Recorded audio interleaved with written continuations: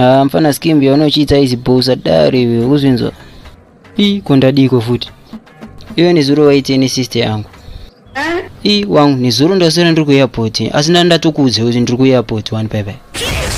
Yo mfani saka kuti padeni pangu pa airport ere. Shamwari ndikutokuudza feature ni zuro ndiri ku airport ni kwete zvakutaurira. Handiyo ni zuro ngakapfeka shirt black ni jean blue.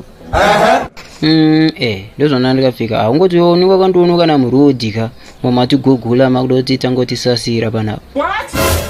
Hama iwo wangu kangana chinhu wanchezi kuti boti takainstola makamera eri padentesi bebe.